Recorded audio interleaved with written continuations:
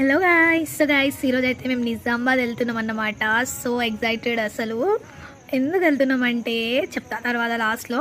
So నాకు అస్సలు bus journey పడదు, లాంగ్ జర్నీ పడదు. బస్ జర్నీ కొంచెం ఓకే, అలవాటు చేసుకున్నా ఇప్పుడిప్పుడే.